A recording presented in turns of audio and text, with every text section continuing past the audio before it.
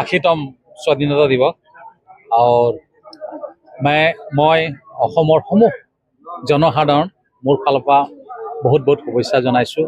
আজি 80তম আমাৰ স্বাধীনতা দিৱস আৰু নিশ্চয় আজিৰ দিনটো মোৰ কাৰণে স্মৰণ হৈ ৰ'ব, কাৰণ কোনোবা ডিষ্ট্ৰিক্টৰ হেডকোৱাৰ্টাৰ আৰু অসম চৰকাৰৰ নিয়মৰ মতে আজি মই তিনিচুকীয়া ITI খেলপথাৰত পতাকা উত্তোলন কৰিলোঁ আৰু ইয়াত নিশ্চয় আপোনাক দেখা পালে হাজাৰ হাজাৰ মানুহ তাত উপস্থিত আছিল।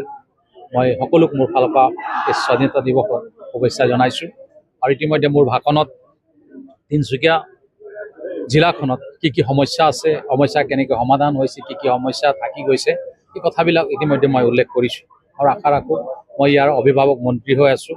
মই 6টা সমষ্টি আছে ইয়াত তিনিচুকীয়া জিলাত, নিশ্চয় 6জন বিধায়কৰ লগত কথা পাতি ইয়াৰ সমস্যাবিলাক কেনেকৈ সমাধান কৰিব পৰা যায় সেইবিলাক কথা আমি আলোচনা কৰিম।